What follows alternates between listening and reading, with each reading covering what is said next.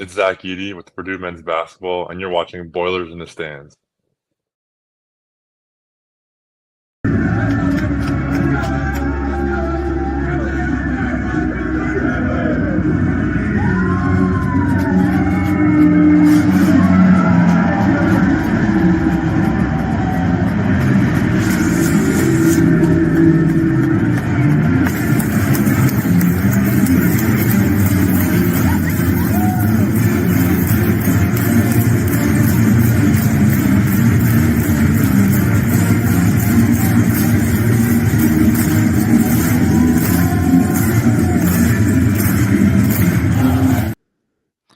Welcome back to Boilers in the Stands post-game show. I'm your host, Kraig Braggs Jr. Alongside me, as always, is Craig Bowers and Joe Jackson. Purdue falls for the first time in non-conference play in a long time. Since 2020 was the last time Purdue had lost in non-conference. 39 wins in a row. They fall one short of getting to 40. They face a tough Marquette team on the road, and they just couldn't battle their way back.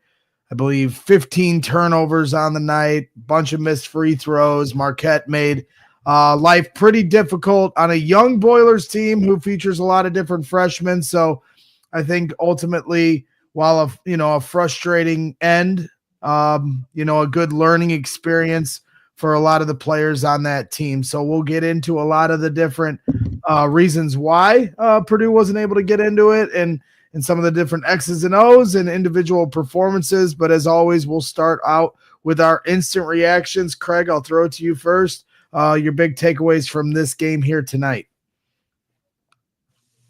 It was really weird for me because a lot of the things that I was worried about coming into this game, I thought we actually did fairly well at. Like, defensively, it wasn't perfect, but I thought we held them down enough to be able to win that game if we have a normal offensive performance. If you think about rebounding, we held our own in rebounding. Like, going into the game, if there were like 4 or 5 main points to point out, for me, it would have been rebounding, limit Cam Jones scoring. Now, I understand that he demolished us in other ways in terms of assists and rebounds. Like, he kind of had I'm not going to have a huge scoring output night, Braden Smith impact the game type of night, which I didn't know he had in his bag, if I'm going to be honest.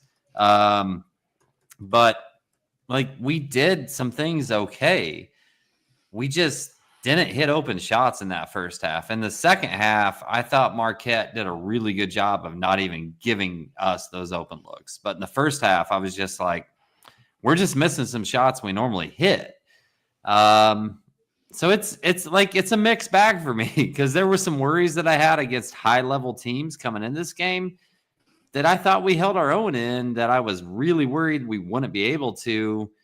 And at the end of the day, we just didn't have enough offense tonight, which I don't think is going to happen on most nights. Yeah, 100%. I totally get that. And, sorry, Joe, go ahead and fire away with your instant reaction. Yeah, I mean, to me, Purdue lost to the better team on the road. And that's kind of is what it is. This is a really, really good Marquette squad. I think it's not like a perfect probably drawing up, but like if you were to draw up a team to beat Purdue, it features a lot of qualities that Marquette possesses. And then you have them on the road. Cam Jones is going to be an All-American and showed that tonight. That, I mean, obviously the scoring is the big draw with what he's brought, but I mean, he carved up whoever was in front of him the entire night. It didn't matter. Obviously the triple-double, only 2 turnovers with that as well is elites. There's a lot of things that like just kind of showed, right? I don't think it was good shot selection in the first half. The second half started to be a little bit better. And then turnovers obviously were still just a killer. And this team defensively, it wasn't the worst night probably, but it still wasn't good.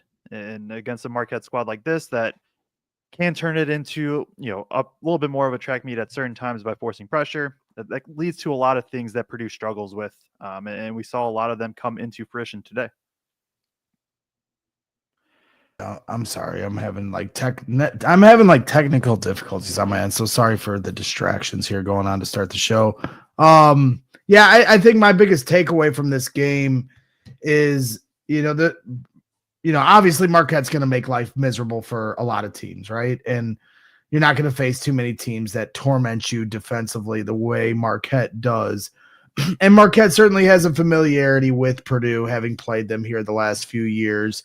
So Shaka Smart was ready for all the different sets that Purdue likes to run, and they were ready. They were ready for Purdue, and life without Zach Edey is still a learning curve for a lot of these guys, including Braden Smith, who's trying to feed it into guys, and Trey Kaufman-Renn certainly handled a lot of tough passes that were coming in, but trying to fit it into Will Berg or Caleb First at times isn't always, while they might be good passes, just like a quarterback, you gotta know who your wide receivers are, right? And so, for me, I think, they're gonna be challenged all year with their bigs, and their bigs, need to be strong with the basketball as best as they can.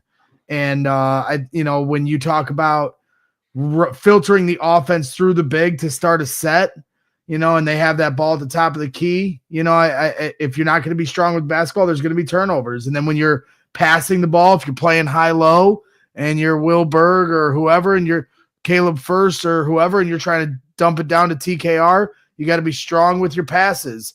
You can't be, when you're handing it off to Braden Smith, on the curl, you can't be lazy on those things. So, the turnovers started to pile up. And that's a credit to Marquette because of the aggressive defensive nature that they play in. But I think Purdue can also do some things to help themselves out too as well. And I will say it was big for Purdue to get this experience because off the top of my head, UCLA, Maryland, Penn State, and there might be one or two others. Those are three teams off the top of my head that play defensively very similar to what Marquette wants to, or what Marquette did. Looking at the stats, Marquette is 13th in forced turnover percentage. Penn State, UCLA, and Maryland all rank higher. So this is not the last time that Purdue is going to see a defense like this. I think even potentially like an Ole Miss could force turnovers if they play them. There are going to be a lot of teams that do it. And now you get a good first test against, like, obviously the loss is tough, right? You don't want to lose all of that. The loss itself, though, isn't bad in the grand scheme. You lose to a really good team on the road. It kind of is what it is. Now you have that experience to draw back on going forward, and we'll see if things can improve. Even December 3rd or 6th or whatever, they play at Penn State to open up Big Ten play. That is not a gimme game at all.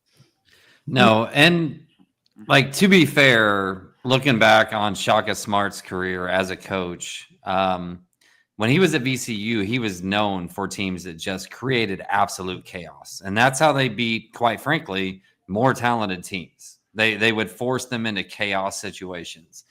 And then he went to Texas, didn't really pan out there, came to Marquette. And even in these past few years where Marquette was really good, it didn't really feel like it had that Shaka identity that it had at VCU when they would just turn people over constantly. I personally think this is the most similar team to Shaka's identity when he was first coming up and getting a big name as being a coach that he's had. And it is what it is. They forced Purdue into a lot of bad situations and created a lot of turnovers. We know just typically this team is prone to some of those. Purdue is still trying to figure out, like you said, Greg, and I've hit on this point a lot of times. People say, Will can't catch that pass. Burgess can't catch that pass. And I'm like, well, some of that's also on the guards that are throwing them the pass. You have to adapt to how they can catch the pass and where they want that ball when they receive it and everything else. So Purdue's still learning who they are. We won 39, Joe, 39 straight non-conference games in a row. We were going to lose one at some point. We can point at some things and say this could be better, that could be better. But at some point, it was just going to happen. This was all going to come to fruition. if you find me another night where CJ Cox and Miles Colvin don't hit a shot together combined, I just don't think that happens. I really don't. Muted. Oh, put the $1 in the jar. Well, I opened up my pop can trying to be respectful, and then I forget to unmute. I did find it interesting within that stat of 39 straight. Not certainly doesn't take anything away from this fact that they did win 39 straight, and a lot of them versus top 10 opponents. So they weren't scheduling cupcakes on this 39 game winning streak. And what is it? The fourth longest non-conference streak in college basketball history, I believe. Joe's the stats guy, so he can correct me if I'm wrong there. But regardless, one of the more historical streaks you'll ever see. And but I did notice they said that only one true road game in those 39 wins, and that was at Florida State. And so this was a true road game. And so, you were going to eventually, like you said, Kraig, you were going to run into one. I mean, Marquette even almost got them last year with as great of a team as they were last year in the Maui Invitational, and they posed the same kind of problems then. So, it's definitely interesting.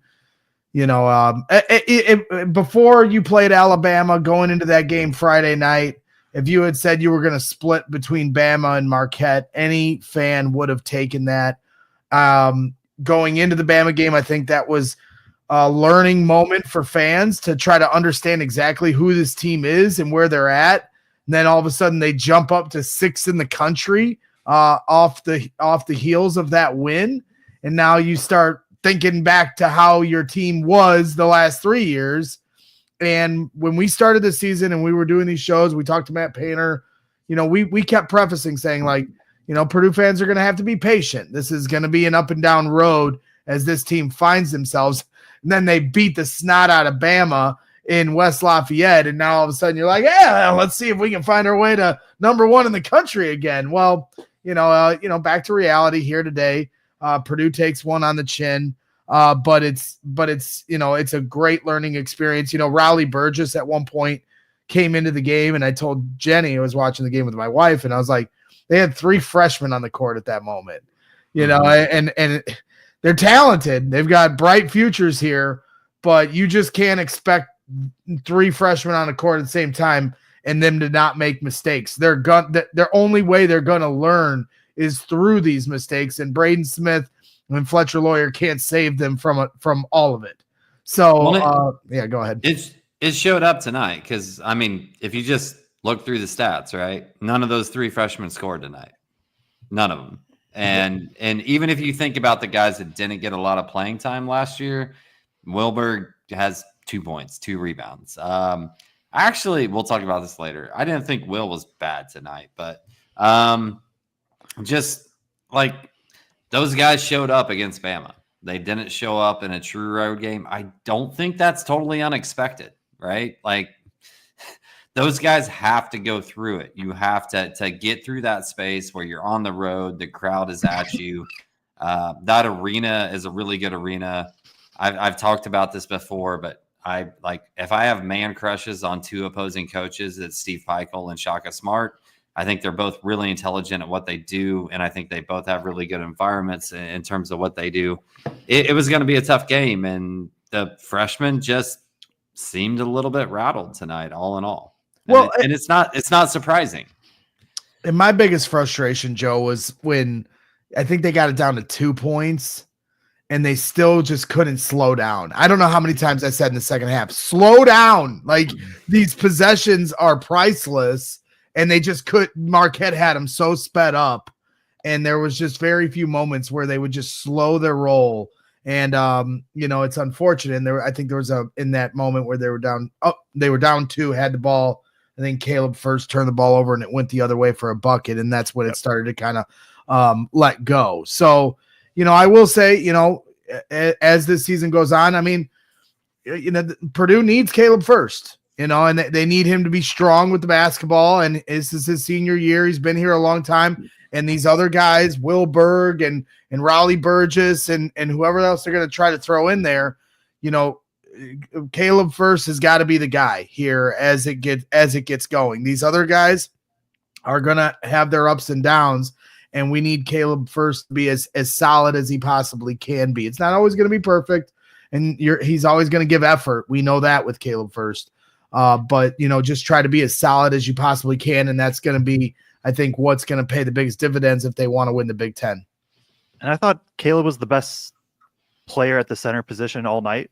The issue, though, is it's still probably not quite at the level that you'd want it to be a very, very competitive team against these elite teams.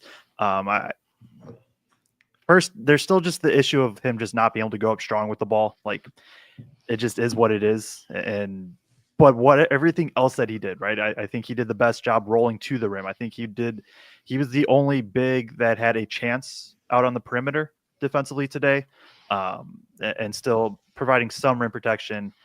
If he can just go up strong, like if he went up strong this game, and right, I know he had the 2 blocks. He still ended up with what, 8 points on 2 of 4 shooting, got to the free throw line 8 times, only made 4. If he just makes like one of those, I think we're talking about First in a vastly different light today, rather than solid to like, hey, he was pretty good. That was the one. I'll pull up the rotation chart here for anybody that is watching on YouTube. One, please like and subscribe. We're here post game, definitely going to go past the midnight hour. So please do that if you are tuning in. But color box represents what minutes a player played. You can see the corresponding positions down at the bottom. I was surprised First didn't play any of that middle stretch of the second half. They went to Berg, and that second half 2-minute stretch from Berg I do think was solid. It was much better than his first half in my opinion, but I was still surprised that they didn't go back to First. I thought he was kind of what they needed to. Shout out Painter, I think, for going to First to start the second half, though. I think that was absolutely the right call, in my opinion, of just getting the more athleticism, more length out there. Obviously it didn't really matter in the end, but I think they did win those initial minutes to start the half. Still, like I said, though, like First I think was the best.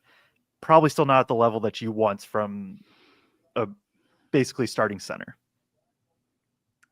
Yeah, and I'll take some heat for this if somebody wants to throw heat at me, but just in general, I thought Purdue looked way better with the true 5 and against Marquette tonight than the small ball. Because quite frankly, I just think Marquette was better at small ball than Purdue is at small ball. So the flip side of that is we have these guys that are bigger and more physical. Can we take advantage of that? And in my mind, we got the looks we wanted. We fed some of those guys. They just didn't finish. And then sometimes they didn't finish, but they got fouled, but they didn't hit the free throws. So to me, it's a funny conversation because everybody's always like,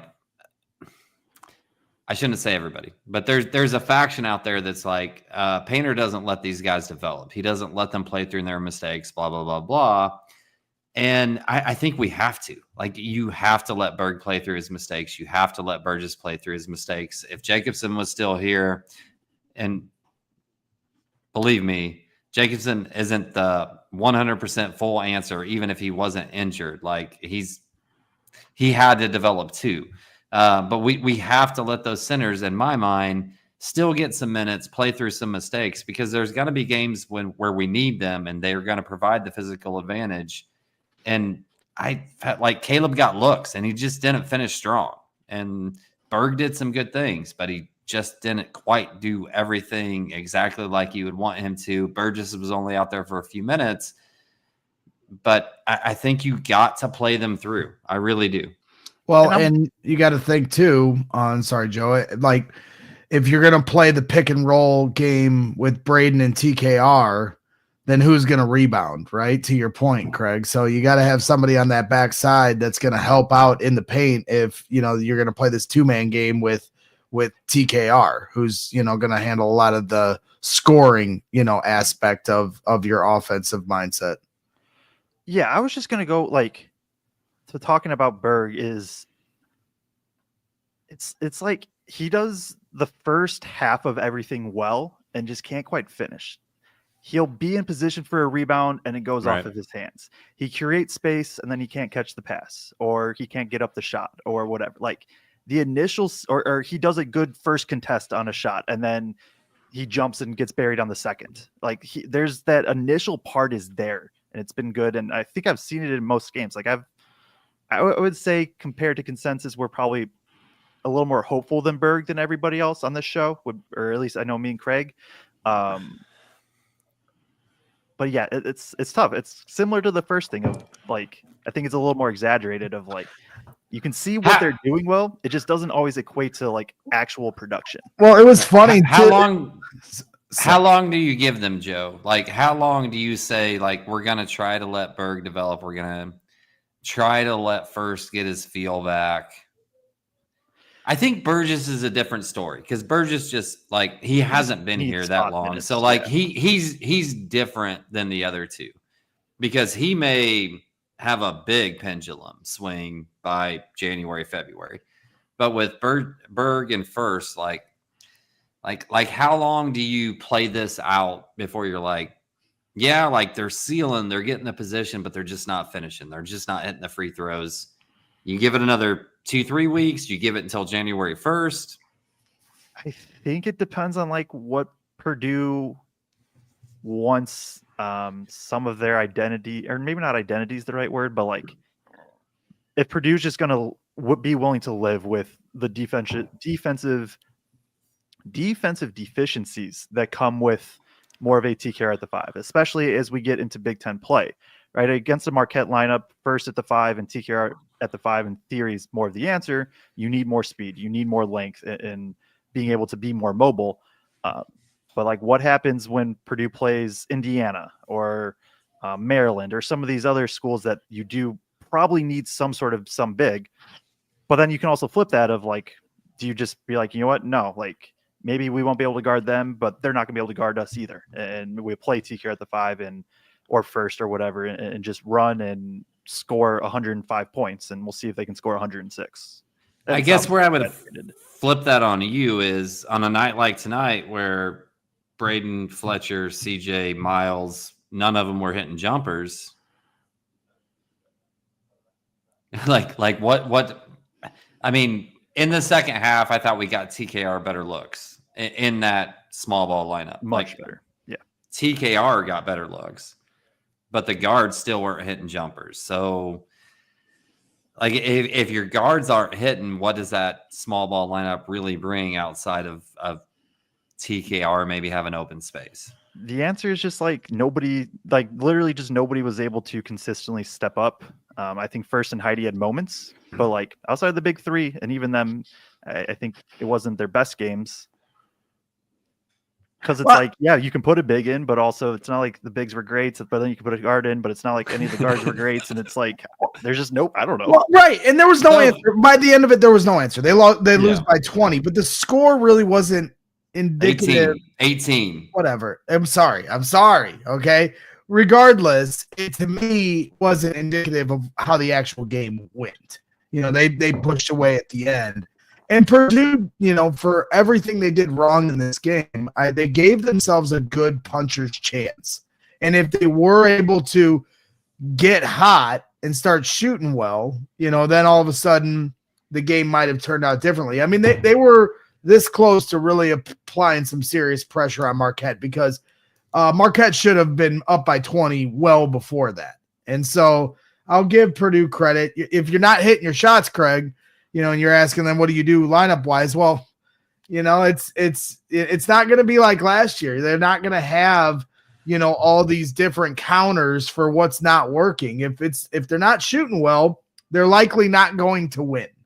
You know, that's just the reality. So, you know, and so you can only pull so many rabbits from your hat if you're Matt Painter.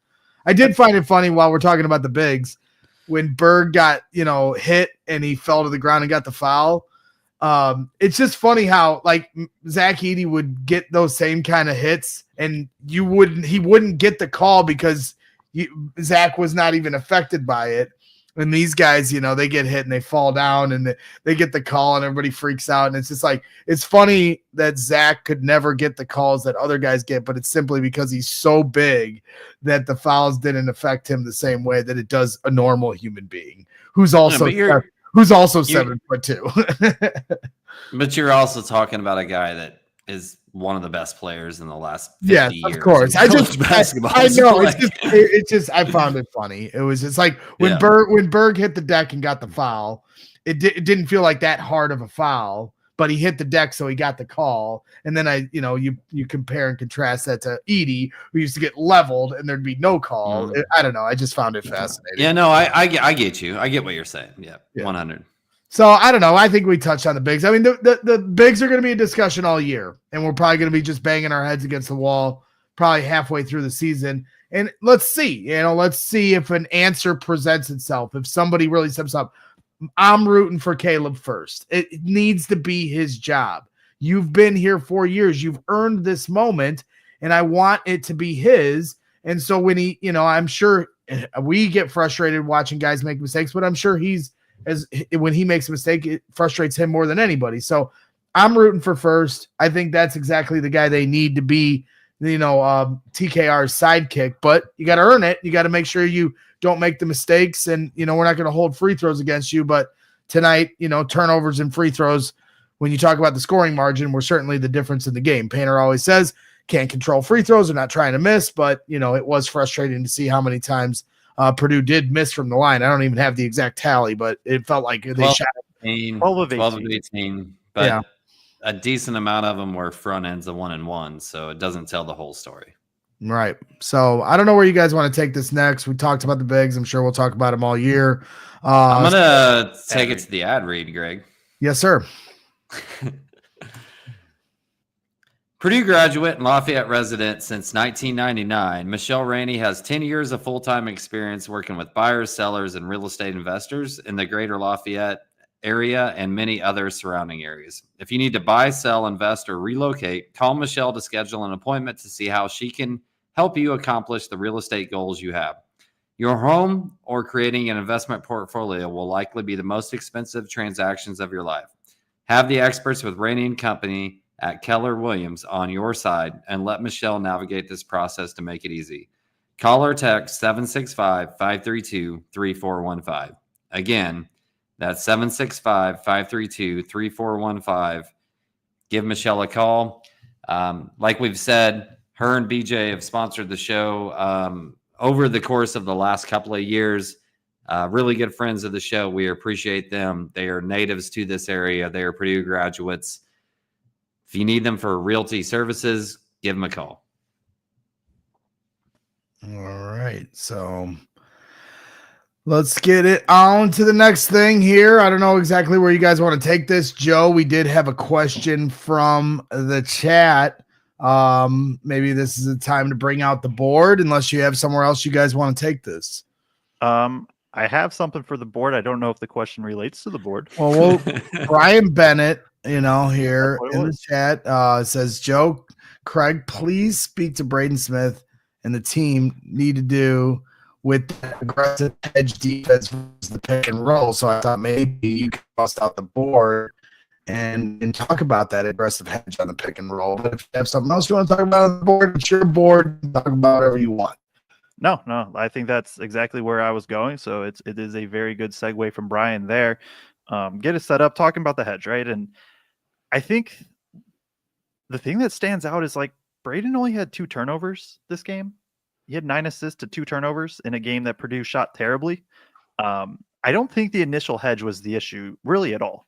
Maybe a little bit, and we'll talk about that in a sec. I need to keep getting distracted. I need to set up what I actually wanted to talk about. There we go. Okay, cool. So looking at the board here, right? As I get situated. So, there we go. High hedge right here, right? So for anybody that doesn't know, that means when Purdue's setting a screen up here, this defender who is guarding the bigs right here, he's going to pop out. All he wants to do is force Braden this way, right? He wants to force the ball handler out. This defender is going to come over. One thing that stood out right away is that a lot of this was happening way out here and not out here. I think you saw a couple times where Purdue was able to rescreen and then get downhill. What I think like probably got overlooked, and honestly is something I could be wrong, and I'll look back as I watch the game again tomorrow. It felt like as this hedge happened, Braden was able to get downhill some, and if you can turn the corner on this hedge, you're now playing 4-on-3. The issue was Marquette is so good and just so long defensively that they can I call it gapping up. So this defender right here, now he's going to play here. This defender right here, he's going to play right here. This defender is going to play here. And so that way, when Braden's here, you don't really have a clear path. And if you do try to make one of these passes, they're going to just pick it off. They did that. They would do that a couple times. They could just sit in these gaps with their very long wingspans, their high athleticism, also just really good instinct for the ball. I think you saw them be able to anticipate and be in the right spots. And so now even when Braden created an advantage, he's either going to have to try to take a tough jumper right away, make a tough pass, or what happens sometimes is now, okay, his defender's able to get back, right? TKR is rolling. And so now you're kind of ending up something with like Braden the ball here, maybe his defender on his hip, TKR rolling, defenders get back, out to here, out to here, out to here. And now you're playing tough, and that's where like the one-legged fadeaways from Braden came in a couple times. And I think my issue with the first half offensively, there was a lot of good shots that were generated. Don't get me wrong. It also felt though like there was a lot of this is just very forced, and it's because against that gap defense, like Purdue just had nowhere to go. And now on top of that, Purdue doesn't have anybody else that can really consistently create against athleticism on the perimeter. If anybody's that's watched the show, right, I've talked about Fletcher Lawyer being able to get downhill. This isn't the matchup for him to be able to do that. And nobody really can for Purdue right now, and nobody can get downhill besides Braden. And so now when defenses are able to do what they did, like Marquette does today, which is very hard to do, Purdue has nowhere really to go with the ball. And that is also, like I said, Braden Smith had 9 assists to 2 turnovers. It felt like a lot of times also when the ball left his hands, Marquette was able to swarm other dudes and make life really, really tough on them. In a similar concepts, like TKR had 3 turnovers because regardless of who was with him at the 4 or the 5, Marquette could just double the post, and that length, that athleticism really threw him off. And I think made him force a little. He still had a couple good passes, but it's an adjustment for him too. So I hope that all made sense. It was a bit of a ramble, but basically to finish it off is Marquette's really, really good at defense, and really good. They're very, very good at hedging, and it's not going to be the last time Purdue sees it. But there are going to be only, like I said, UCLA, Maryland, Penn State are the teams in my head that they'll see the rest of the way that could in theory do that. Auburn too. Brian Bennett says in the chat, thanks, Joe. Good take. Shot clock means we don't have to fiddle fart around getting the ball up the court versus pressure, then fumbling around in the half court, nowhere to go with the ball. And yes, I read that chat because I wanted to say the word fiddle fart on the show. Yeah, I would just concur with you, Joe, about one thing specifically in there. Marquette, like with this Marquette defense, and again, this is the most VCU type defense that Shaka's had since he's been at Marquette, in my mind. This defense is way better than last year's defense, in my mind. They trick you into thinking you have passing lanes that you don't. They trick you into thinking you have an open driving lane that you don't. I thought there were multiple times that Fletcher thought he had space, and then 3 dribbles in was like, I don't have space, but I don't have anywhere to go with the ball, so I have to force a shot up. Yeah. I don't think those 3 other teams that you named, I don't think they're as good offensively as Marquette. None of them have Cam Jones. So I think it's going to be a little bit different. Maybe Penn State. I love Penn State. Ace Baldwin. I had them ranked higher in the preseason rankings than you. You jumped me. You stole my thunder and jumped them all the way to 6 this week. So literally both preseason and week 1, I was like, I should just rank him higher, and then for whatever reason I didn't. I do want to, before we move on from the hedge, I want to bring up this comment. Cy Logan says, realistically, what are you supposed to do when you don't have any outside offensive engine? Hedging is just going to become the new normal. Maybe not as good as Marquette, but the concept still holds. I'm going to push back on that. Braden Smith has torched hedges. I'm trying to think, maybe not this year specifically, and so maybe it is prove it without Edey, but going back to last year, Braden Smith torched it, and you saw it even a little bit today. There was times where it was just like, yeah, you are playing basically 5-on-3, and we're just taking the defense out because he's able to turn that corner. And now once he has that corner turned against most teams not named Marquette, he's just going to be able to fire the ball to whoever he wants. You're also assuming that Purdue is going to knock down more threes than what they did tonight. Does he have to prove it? Absolutely. Was this not great? Absolutely. But I don't think it becomes a new norm of like, oh, Purdue can't do anything against the hedge. Like, Purdue's going to be fine. Purdue's going to be. There's fine. just not too many nights where Miles, CJ, and Jakari all go over in a night, and I think a lot of that for Jakari. What's that? And Lawyer 4 for 11. Yeah. Yep. And I mean, but Lawyer did go.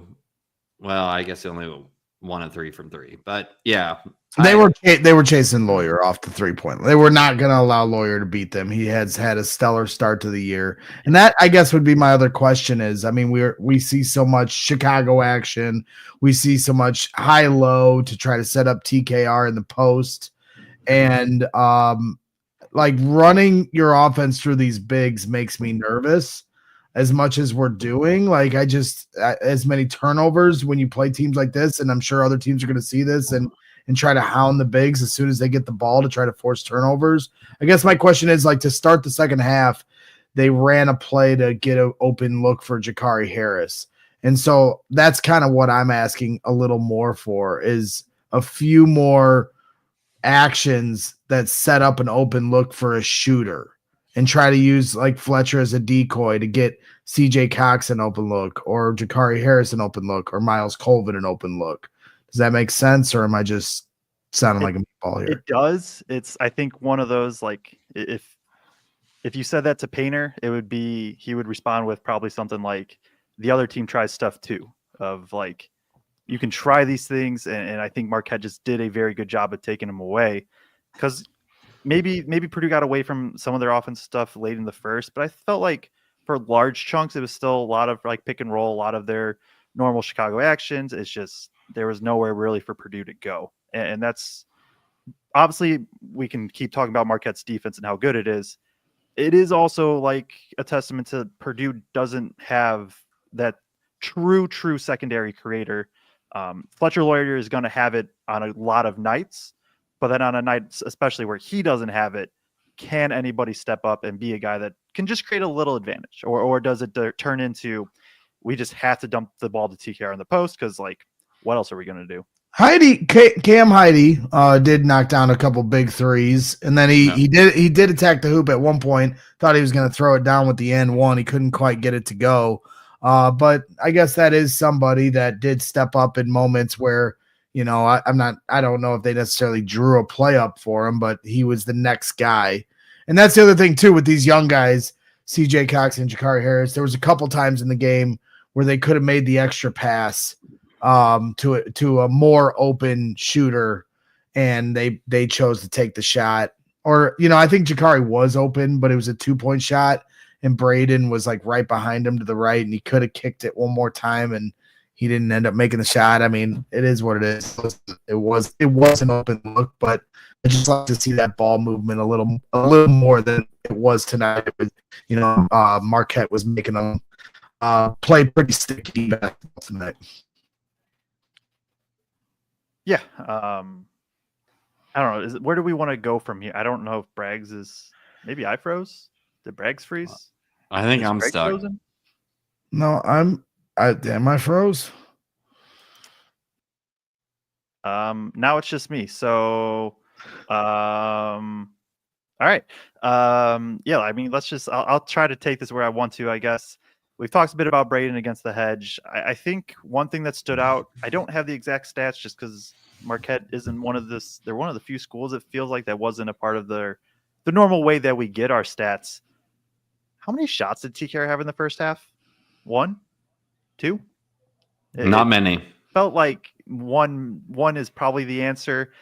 I think they did a better job early in that second half, especially of getting him on the roll, because that is maybe another way where another thing, like when teams hedge, if TKR is setting the screen, that means his defender is leaving him, and that short roll to TKR is going to be even more open than usual. And so I think you saw him be able to get a roll a little bit, and finally get some looks that way. You saw, I think, he had the one kick out from the double in the post where he's able to kind of turn the corner, kick it to Heidi. You saw some good things. I was just surprised that he didn't he got like one true post up the entire first half, and that did surprise me. I don't think they did the big to big at all in the first half. And I thought that worked in the second half a few times. And actually, Berg had a hell of a pass to him in the low post off of that big to big action once in there. And like, I get it. I'm sure I understand why Painter's timid to go to that, just with the bigs that you have in there in the 5 spot, trying to like do that big to big pass. But it worked in moments, and I don't know. I feel like you got to go there. If I'm gonna like nitpick at anything tonight at all, and I know CJ went over 4, but on a night where it's so hard to find a shot and you need people to create shots, like, to me, CJ just didn't get enough minutes. And I know he went over 4, but he's the type of guy to me, like, if we're gonna compare, I love Jakari. I love what he brings to the table. If we're going to compare him to Jakari, compare him to Miles, like, he's a better shooter than Jakari. He's better off the bounce than Miles. Like, I would have liked to have seen a few more CJ minutes tonight of just like, man, if he sees one goes in, like, he can heat up fast. So I was a little bit confused why we didn't go to him faster. And then when he did come in, it felt forced. Like, when they finally went to him, it felt like, I've got to get my shots up now. Yeah. So where do you guys want to take this? You want to talk about, like, try to go through some individual performances? I know that's kind of where we go with this sometimes, or what are you guys thinking as we're starting to, get into the second half and get to the back end of the show? Yeah, I mean, I don't know. I feel like we've talked about a lot of the individuals that I've wanted to, and kind of stylistically. Do you have anything off the top of your head, Kraig, that you want to go to? I'm just so here's the question I have, because coming into tonight, I was really worried defensively. And like, was there anybody to you, Joe? Like, I didn't walk away from this game being like, man, somebody was terrible defensively. Like, I felt like Berg in the all first around half. Berg in the first half. But I think it's just it's less him and more just this is not the matchup for him. Like, right. Like, he that's not his specialty. He's guarding on the perimeter. I don't think. I think what I've started to notice with Jakari is it felt like he stays upright a little too much. And I know one of Purdue's principles is like not the foul. Especially like a guy like Cam Jones, who you do not want to let him see the ball go through the rim. But and honestly, this applies probably to CJ and Colvin. Like, I don't think any of them were good defensively. I think they let Cam Jones pretty much get to whatever he wanted. This is one where I want to rewatch, because I think the stats and what my head tell me are completely different. The stats tell me, I mean, Cam had like 10 points until like the last couple of minutes in this game. Yeah, but he was getting into the paint. Am I still frozen or no? We heard you, but you are a little frozen. I'm sorry. I don't know if it's my Wi-Fi or what. So I apologize. If I start freezing, just kick me out of here. But yes, Cam only had it took him a minute to get to 10 points, but he was getting to the paint at will. And it felt like all their guards were getting to the rack easily. I mean, that was the thing. Marquette was getting easy buckets, and everything Purdue was getting felt like it was pulling teeth. Go ahead.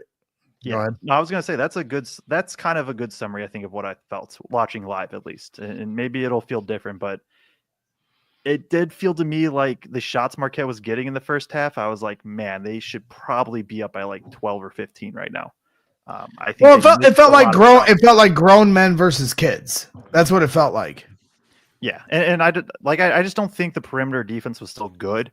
I think you benefited from Joplin going 1 of 6. He struggled shooting the ball. Cam Jones goes 1 of 6 from 3. I mean, Cam Jones goes 0 of 3 from 3, which also helps. Like, I think it wasn't Purdue's worst defensive performance, but when you go small like you have to in this game, the perimeter defense has to be good, and I don't think it was. I feel like it was way better than the first 2 or 3 games, given the level of competition we were playing. Maybe I'm completely crazy and I'm totally off, but like I felt like we were at least contesting in this game. Well, I felt like Purdue started to win the war of attrition as the second half started. Those first 10 minutes of the second half, it felt like Marquette was starting to get a little tired from the style of basketball they played. But then I think that boost of energy as they got up to about 9 points, with 10 minutes left, that kind of gave them that last bit of wind, that the second or third wind that they needed. But I did feel like they started to run out of a little bit of gas there for the first 10 minutes. And that's when Purdue kind of made their last ditch effort to try to make it a game. It just, they kind of ran out of time. Yeah. I don't have too much more. Like I said, I think it's one where like what my brain tells my eyes that they saw was that like Marquette missed a lot of shots, and you could sort of make the case, I think, for Purdue at times in that first half of like they just missed open shots. But there's a chance that like, no, the defense was better than what I was saying. And that'll be something I look for when I go back and watch this. Well, and you heard Painter on the broadcast say the number one thing I need you guys to do is keep them out of the paint. So that they wanted them to shoot, like we're going to live with what they're doing on the outside. They came into this game, I think, shooting 30% from 3, and they were knocking down their threes to start the game. But then as the game went on, you're going to start winning those percentages back in your favor. So, they just couldn't keep them out of the paint. Marquette, it looks like Brian Newbert posted the stats. Looks like Marquette had 38 paint points compared to 22 for Purdue. Right. And it wasn't from their bigs, it was from guards, right? Mm-hmm. Yeah, so, because Ben Gold, he only takes 2 twos the entire night. He misses both. Joplin he's 3 of 4 from 2, and I think a couple of those were transition. That was the other thing is like just the few times that Marquette was just able to get out and run. Like you can manage turnovers. And even bad turnovers, as long as they don't directly lead to points, you can figure out a way to combat that. And I don't think it was like it wasn't like there was like 7 pick sixes for Marquette, but there was a few, and it felt like at critical moments too, unless I'm misremembering. 100%. They were 18 to 8 in points off turnovers, and like to me that felt like where the big breakdowns came. Was we turned it over, they got a free run out, or even somewhat in secondary breaks, not that much, but a few times just letting them get downhill right away. I thought just in true, I get that we disagree about this, Joe, but I thought in true half court, we're set up, play defense. I thought we were fairly decent tonight. Yeah, we'll see. I will say I think it's better than what it's been. I still don't think it was good. If that makes sense. I think the other big point in the game for me was in the second half where Ben Gold picks up his 3rd foul, and I anticipated Shaka Smart taking him off the court, and he chose to leave him in there, and he hit a big 3 to extend the lead in that moment. And then with about 12 minutes and 20 seconds left, there was a stoppage of play, and they were able to get him out of there before the 12-minute timeout. And I just thought that was really savvy coaching there from Shaka Smart to understand the moment where it felt like Purdue kind of got him on the ropes for a second, and he gambled and left him in. And Ben Gold, who normally is an X factor for them, but with the foul trouble wasn't in the game as much. I thought that was a big moment in the second half. That was one of probably 5 backbreaker moments in the second half that Purdue just couldn't come back from. So Shaka Smart's a really good coach, and Matt Painter's gotten the best of him the last few years. And tonight it was Shaka and Marquette's night. I mean, anybody that's tuned into this, and please hit that like button while you're hanging out. We're just breaking down what we're seeing for this individual game. There's certainly no overreactions from us here. No. We've preached patience to anyone that watches this program, that there's going to be plenty of ups and downs, and this team may not find themselves all the way until, March, honestly, and that's just who this team might be. We'll see as it progresses. But it's not going to be the last few years, and that's okay. So as we analyze this, don't mistake it for overanalyzing. We're breaking down this individual game as we do for every post-game show. And, we'll continue to see how this plays out in non-conference play and as we get closer to Big Ten play. So once again, hit that like button. And if you haven't already, subscribe to the channel. And we appreciate everyone tuning in to the Boilers in the Stands post-game show, as Kraig and Joe are doing this as it hits midnight in West Lafayette. It's only 11 o'clock for me in the Central Time Zone, the best time zone in all of America. Thank you very much. It's not God's country. We're in God's country. Okay. But you also are in the Eastern Time Zone, so that's Mountain Time Zone's the best for sports, if we're being 100% honest. Mountain Time Zone. Mm-hmm. Oh, interesting. Can we acknowledge SLK Boiler, because that's how it felt to me at times tonight. What's the comments up? I'm sorry, I was looking at I'm blind.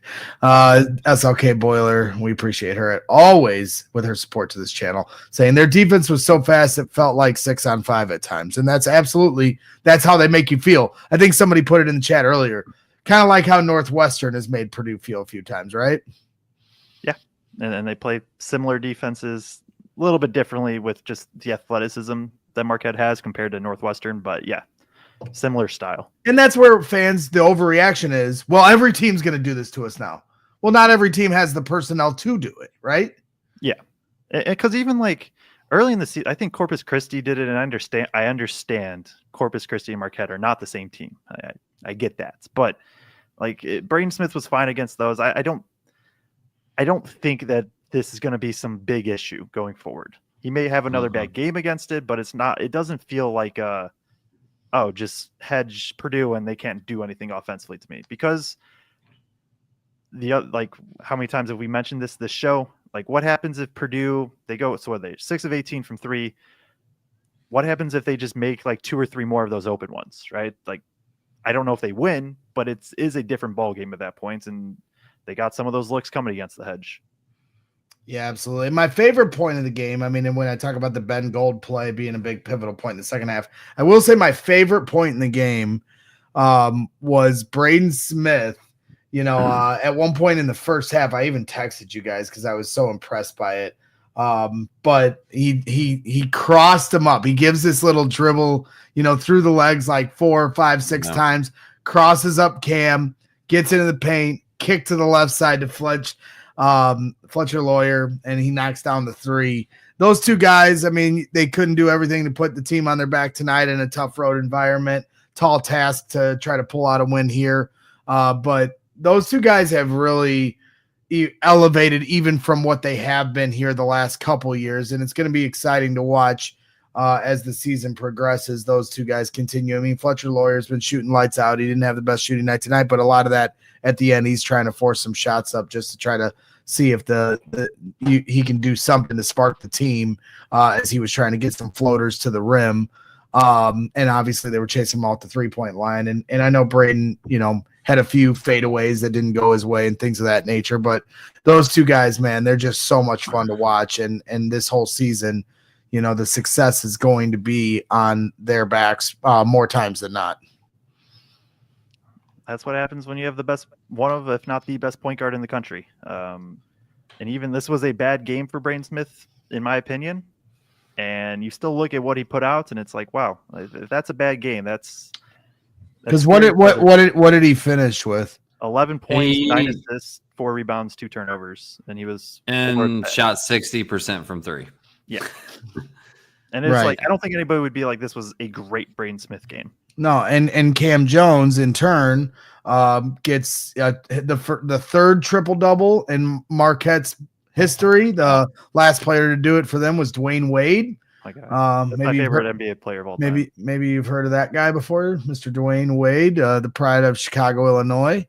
And Cam Jones gets triple double here tonight. A big shot at the end for him to get the triple double too. It's a cool moment for him, when it's up in the air. So Eula Mog's asking in the chat, Cam Jones is going to be National Player of the Year. He's All-American. I would be shocked if he wasn't an All-American this year, and he'll be in the running. I mean, like if you're coming in this game as Purdue, your mindset is don't let Cam Jones be a scorer. Like don't let him go get 25 to 30. And they didn't. Like I said, I think he finishes with 18. But I feel like 5 or 6 of those came in the last minute of the game, or last 2 or 3 minutes, whatever, like when the game was decided. I thought they limited him as a scorer primarily, but Cam was just like, okay. He was Braden in this game. He was like, okay, you're going to not let me score. I'm going to impact the game in all these other ways, just like Braden Smith does. Yeah, and he's done it a few times. I mean, obviously lesser competition. He put up 21, 8 and 5 against, 24, 8 and 5 against George Mason, 12, 8 and 5 against Central Michigan. I think last game obviously was the big scoring output where he just took over down the stretch against Maryland. I know this is a Purdue show, but I'll talk about Cam Jones is so much fun to watch. Like he is so good. He is so good. Yep, 17 points, 13 rebounds, and 10 assists on the night for Cam in 35 minutes of play. So he was certainly next level. Mitchell ends with team high 21 points. Man, he's a bull. Yep. He's a big. When I talk about men against boys, he was really the one that most stood out to me for having that observation. It was just like, my goodness, this guy is a tank trying to get to the rim. Yeah, no, that's where this team, this is where the team misses Edey so much. Is last year the guards can be not good or okay on the perimeter and get bullied at times or whatever, and it's fine because Edey's going to clean everything up and it doesn't matter. Right. We don't have that this year, and you do have to stay in front. And Fletcher Lawyer has to figure out a way to be disruptive against. I know he had more of like the Chase Ross matchup, but like athletic guys, or Braden Smith has to learn how to stay just enough in front of Mitchell to at least make life tougher. And and that's just going to be it's going to be a big thing to monitor going forward. If they're able to do it, Purdue's defense turns from not good to probably solid, and that's with how good their offense can be. That's good enough. Yeah, I do think we need to at least acknowledge Trey Kaufman-Renn shot 70% tonight. Yeah. I mean, regardless of everything else that happened, slow first half, dude ended up putting up 16 points on 70% shooting with 8 rebounds. Trey was Trey tonight. Yeah, and he's looking like that guy.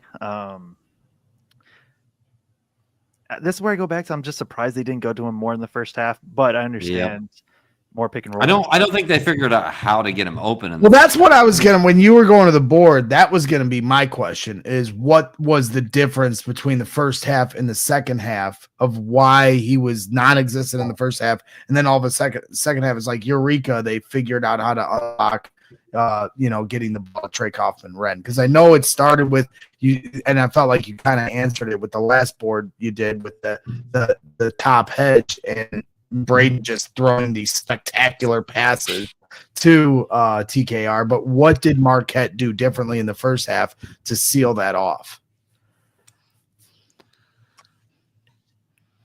Come on, Joe, right now. Damn, look at that. I stumped him. I know, I don't, because I remember, I know for a fact, I remember being like, okay, they're getting TKR the ball more on the short roll in the second half. And I kind of mentioned it in that when I was on the board of getting him the ball at 15 feet and letting him go to work. He also a couple times letting him roll all the way to the rim and seal. Just thinking back, I don't quite know why they didn't go to it more in the first half. it was more of a Braden Smith type of not isolations. There were some of those. Yeah, like I don't know. It I'm felt with like it Jason probably on should have that. been there in the first, but maybe it just wasn't. Jason DePoy in the chat is offering up Depew. Jason Depew, Pepe Depew, high post in the second half for TKR helped get him in the offense. But like Joe said, we also hit him in the short roll multiple times. But there was some high post like big to big passing in the second half too. And then of course, like we all say, that was more effective in the second half, and we also like plus minus in the second half was way worse. So who knows? Yeah. Jason's mad at me because I got his name wrong 2 years in a row. I'm sorry, Jason. I've only corrected you like 17 times, Greg. Well, I might have to do 17 more, okay? Because I'm not in a good mental state. Right now, I'm currently pretending to be a 49ers fan to try to get Kyle Shanahan fired. That is my focus right now. I mean, I did find it really amusing that the first Purdue show that you could come on. Well, you were in the other day, but I did one like 2 games ago that they won. Yeah. Whatever. I missed the Bama game. That was upsetting because I wasn't able to go. B wasn't able to do the post game show, and I'm out. We were at a Crown Point High School football game as they beat Fort Wayne Snyder in the regional championship. Went with a buddy, and I was watching the game on my phone, just completely losing my mind as CJ Cox hit three straight threes, and I was definitely getting some FOMO from the game, and then listening to you guys on the post game show on my ride back. So but to me, it's just amusing that you get to come on as we're talking about a loss when you're so comfortable with that doing Chicago Bears. I know, man. Let me just tell you just how fun this is. But it's a totally different mindset, right? You know, Purdue loses games. I'm not like in the second half, like just as any fan, like I was smacking my couch like 14 times as they turn the ball over, and I'm yelling, slow it down, like this is the Super Bowl. And then like at some point I walked away and I was like, I need to chill out. Like it's the 5th game of the year. And you know, before they beat Bama, I had continued to say that we had to temper our expectations. Then they beat Bama and they're number 6 in the country. And I'm like, come on, like let's get back to number 1 again. That would just be funny, you know, like that this once again, like another year in a row where it's proven that Matt Painter's the greatest college basketball coach in the world.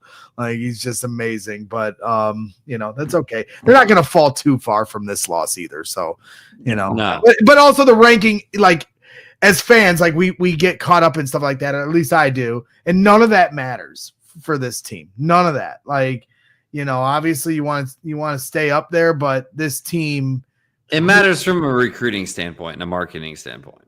It right? does. But what I'm saying is I don't think it matters in terms of I have faith that at some point by the end of the year, Matt Painter will figure out what rotation he needs, how much he can trust the bigs, and making them competitive for an end of year run. You know, are they going to win? Yeah. You know, yes, I want them to win the Big Ten again. That might be getting a little greedy. We'll see how it goes. But more importantly, it would be cool to just continue to see them have more success in March, and Braden and Fletcher, you know, having the experience they've had going all the way to the national championship. I think it's going to pay dividends, even if this team has obviously more flaws than last year's team. So would they get into the tournament? I think without the pressure that last year's team had, I think that if they can find the right rotations and CJ Cox and Jakari Harris by the end of the year really come into their own, they can be a team that can be quite annoying for somebody else that has higher expectations, if that makes sense. 100. Joe, I have to ask you after watching us play Marquette, is there a team looking forward on our schedule? Is there a team that scares you more than a Chris Beard coached Ole Miss team on the rest of our schedule? Well, okay. Shit. I forgot about Auburn. I'm scared Auburn wins by 35. Maybe Stop. not 30. That's an exaggeration, but that's terrible. No, they're not going to win by 35. That was an exaggeration. I'm scared that one gets out of hand quick though. Just from the Bruce Pearl pressure? Yeah, they have so much athleticism everywhere. They have dudes that can score. Somebody Room put in the is chat they're ranked elite. 5th in defense in the country.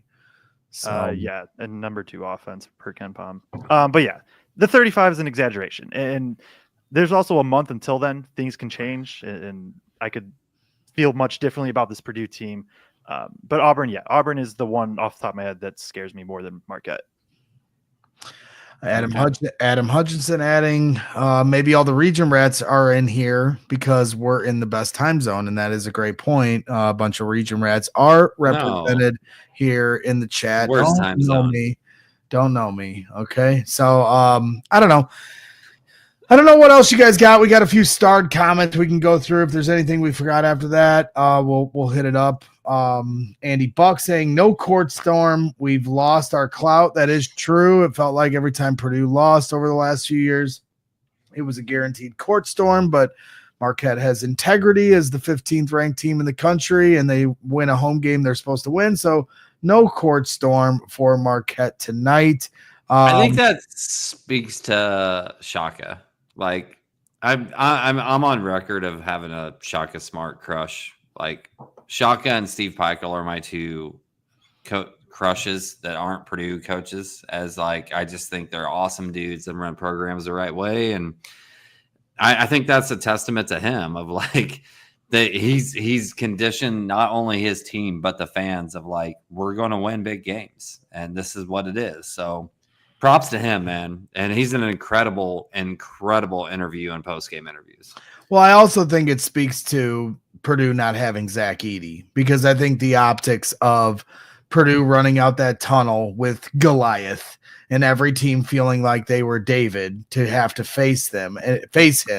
And when they beat the big bad Edey, it's like this miracle. Like, I can't believe we beat this guy because he's so hard to beat. And now the NBA has to deal with him. So I think it's a combination of both. Certainly Shaka Smart running, a mature program, but I also think, the optics of playing Purdue with Zach Edey was just such a intimidating factor for every team. When they won it, for them, it felt like this huge achievement. Cy Logan saying, we already did that one. Sorry, I forgot to unstart it. I apologize. Scott White, it's early in the season. Maybe we got the bad game out of the way, and we'll learn what not to do. I'm sure there's going to be a few more games where they turn the ball over and they miss some free throws and they lose the game down the stretch and they're not shooting well. But tonight's certainly a learning experience, especially for the young guys and for the team in general, and for the coaching staff to understand, a little bit more about how they're going to work these rotations. And these learning experiences and games like this are going to continue to happen. That's part of the process of trying to figure out this team's identity. And obviously it starts and ends with Braden Smith. So just trying to figure out how the pieces work around him, I think is the goal here going forward. Jason Depew, good game to get the freshmen accustomed to road Big Ten games, I think. Absolutely. And that's why Painter schedules the way he does in non-conference, to get these guys calloused up for Big Ten play. Purdue boiling points. Let's be honest. They scored 76 points, 19 of which came off fast break. Defense wasn't the issue. Scoring 58 points is the issue. That's true. And it wasn't just scoring 58 points, but the 19 points off fast break came off of those 18 points off of turnovers. So letting them have easy buckets, to your point, not just scoring. Scoring was down for the offense today, but allowing Marquette to get some easy buckets as well. So those are 2-for-1 situation. Matt Spurgeon, huge supporter here to the show. Nice guy. Appreciate you tuning in as always. Saying it's easier to take a loss when Braggs is here. Not sure if it's because he always smiled or if it's because I realize it could be worse. I could be a Bears fan. You're damn right, Matt. Try being a Bears fan for 5 freaking seconds and just understand the torture that I am currently living in. It is a nightmare.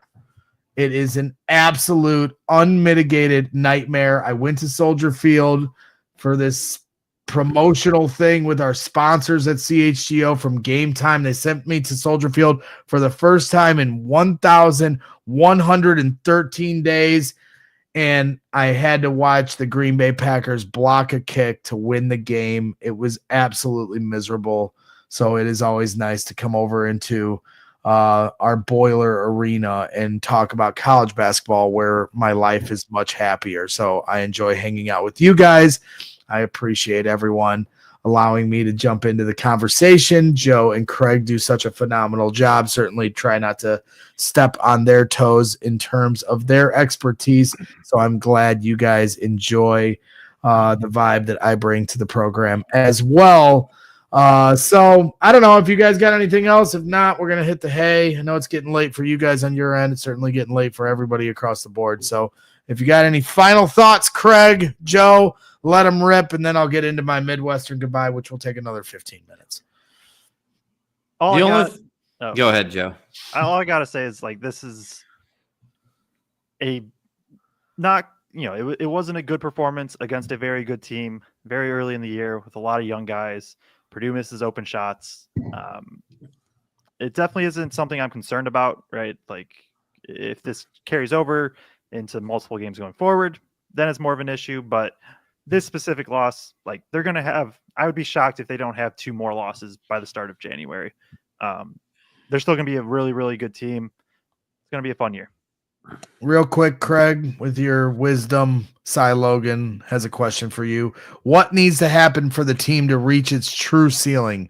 Certain player developing or just experience in general for the entire team? Both. I think for CJ and Jakari, it's minutes, right? Like, they just need minutes. And I think in the 5 spot, it's development. You can make the argument for Burgess that maybe it's just minutes, just to, like, get comfortable in the system and all that. Because, dude, like, two games ago, like, the guards and wings were literally, like, pushing him and being like, "You're supposed to be here." So, like, that's obviously just, like, you need minutes, get comfortable with the situation, all that type of thing. But I think in the 5 spot, more than anything, other than Caleb, obviously, like, he's had plenty of time to develop.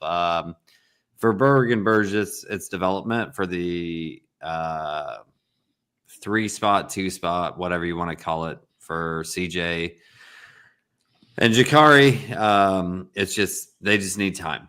They just need time. I totally forget where I was going to go with this now, because, like, I threw you off. You had a final thought, and then I threw you off.